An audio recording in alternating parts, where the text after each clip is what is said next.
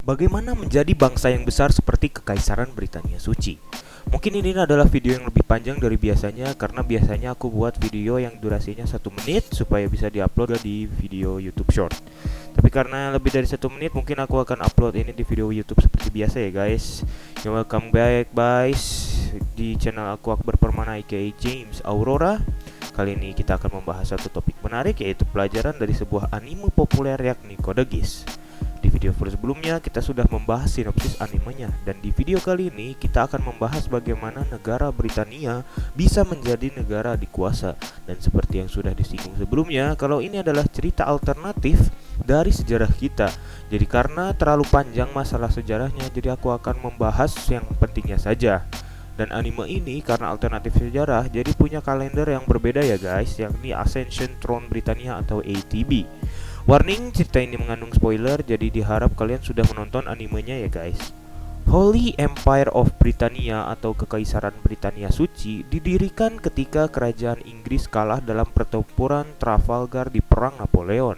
Ketika itu, Prancis yang dipimpin Napoleon berhasil menguasai kepulauan Inggris dan membuat Ratu Elizabeth ketiga, yang kalau di kita kan Ratu Elizabeth kedua yang baru meninggal kemarin ya.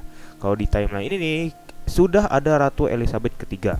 Jadi Ratu Elizabeth ketiga ini menunjuk orang yang dia cintai, yaitu Sir Ricardo von Britannia, untuk mendirikan negara baru di wilayah Arizona Amerika yang kita kenal sebagai ibu kota Pendragon dari Holy Empire of Britannia atau Kekaisaran Britania Suci. Jadi Amerika tidak pernah merdeka di timeline ini ya guys, karena George Washington mengkhianati para pejuang Amerika dan menjadi bangsawan Inggris.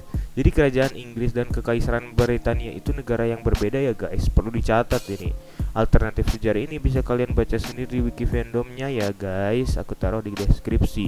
Di Code Geass season pertama kita diperlihatkan Kekaisaran Britania memiliki kekuasaan seluruh benua Amerika dan beberapa wilayah Timur Tengah. Dan di season 2 Kekaisaran Britania sudah menguasai wilayah Rusia, Selandia Baru, setengah dari Uni Eropa, dan setengah wilayah Afrika. Pertanyaannya adalah mengapa Kekaisaran Britania jadi begitu besar hanya dalam waktu kurang dari 50 tahun. Dan inilah yang akan kita bahas, bagaimana suatu negara bisa menjadi negara adikuasa seperti Kekaisaran Britania Suci. Yang pertama adalah pemerintahan yang efisien. Kita diperlihatkan kalau Britania dipimpin oleh kaisar dan perdana menteri. Negara ini memiliki ideologi fasisme monarki absolut, yang berarti sang kaisar memegang kekuasaan kepala negara tanpa diganggu gugat, dan perdana menteri adalah kepala pemerintahan yang memegang kekuasaan manajerial di dalam negara ini. Meskipun ada badan legislatif seperti House of Lords yang mewakili para bangsawan, dan juga ada senator yang mewakili rakyat jelata, tapi mereka semua tak memerintah dan hanya mengikuti apa yang dititahkan oleh kaisar ya guys. Ya namanya juga monarki absolut, semuanya ada di tangan kaisar dan keluarga monarki jelas. Sebagaimana dalam buku Mengapa Negara Gagal karya Daron Acemoglu, menyebut bahwa pemerintahan yang efisien bisa menciptakan kemakmuran. Di anime ini, Uni Eropa yang berpaham demokrasi mengalami kehancuran setelah ditaklukkan oleh Britania, yang sebetulnya bukan hal baru loh. Mengingat kalau di timeline kita, negara seperti komunis Cina bisa jadi calon negara superpower menggantikan Amerika yang demokrasi, ya kan? Pemerintahannya efisien cuy, nggak ada berantem anggota DPR sampai lempar kursi. Amerika itu butuh lebih dari 150 tahun untuk jadi negara adikuasa, tapi pemerintahan absolut gak sampai 50 tahun coy. Yang kedua, selalu dipimpin orang bijak. Maksud orang bijak di sini artinya mengerti konsekuensi dan selalu memikirkan apa sebab dan akibat dari kebijakannya. Karena di dalam animenya kita diperlihatkan kalau Britania adalah negara kejam yang menganut paham sosial Darwinisme, yakni yang kuatlah yang menjadi pemenang. Jadi Britania banyak menjajah bangsa lain untuk membuktikan merekalah bangsa yang unggul. Pangeran Sneasel yang menjabat sebagai Perdana Menteri di anime ini sangatlah jenius guys. Setiap keputusannya dipikirkan baik-baik sampai semua anak buahnya itu salut dan setia kepadanya loh. Yang ketiga, menghargai riset ilmu pengetahuan. Kita diperlihatkan di beberapa episode kalau tentara Britania selalu bisa mendapatkan mesin perang generasi terbaru. Ini adalah buah dari betapa Britania menghargai para ilmuwan, bahkan menjadikan mereka bangsawan loh guys, seperti Profesor Lloyd dan juga Nona Cecil. Anggaran untuk perangkat robot humanoid seperti Kragmer Frame itu banyak loh guys, dan bukan kaleng-kaleng. Tuh guys, bangsa yang besar itu bangsa yang menghargai ilmu sains. Dan pastinya orang Britania ini nggak akan percaya karena jenazah bisa terbang loh. Yang keempat, rakyatnya mencintai pemimpin. Ya bayangin aja guys, kalian lahir di negara besar yang nguasain lebih dari satu benua. Ya jelas bangga lah. Kita jadi nganggap diri kita lebih unggul dari bangsa lain. Ya yang melahirkan xenophobia sebetulnya. ほらなこんな出来レース俺も落ちたものだ人逃がし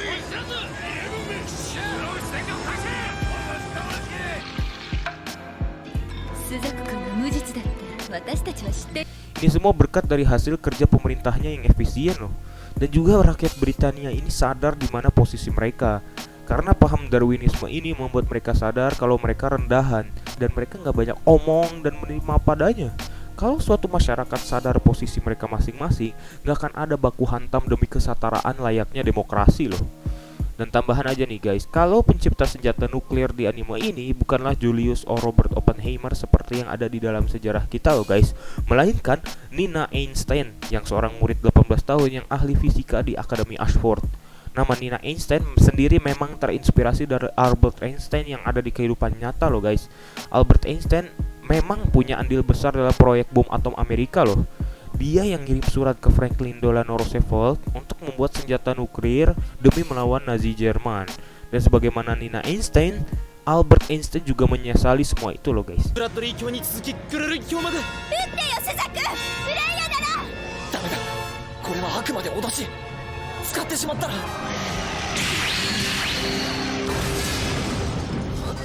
勝てない。さようならスザク。ナナリー様、殺せスザクを。撃ってよフレイヤを。あなたも助かるのに。でもそれだけは、たとえここで死ぬとしても。そうだ、これが償いなんだ。受け入れるしかない。ここで俺は生きろ。俺は生きる。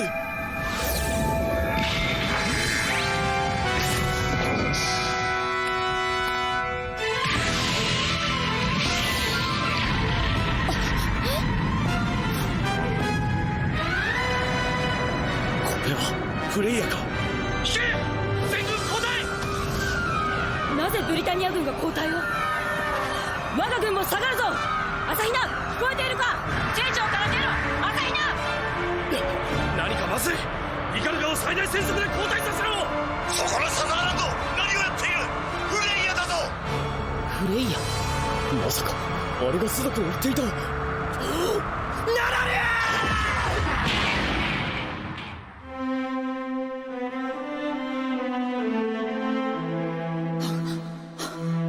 東堂さん、僕はあなたに。なぜここでフレイヤを。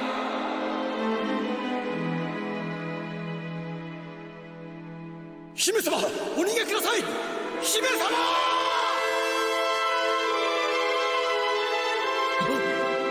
姫様、生きてください。生きて。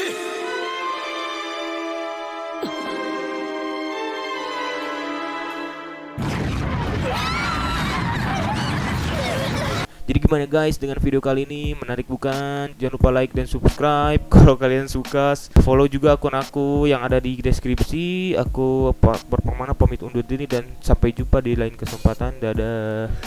戦いとは元来そういうものだ。オールハイル。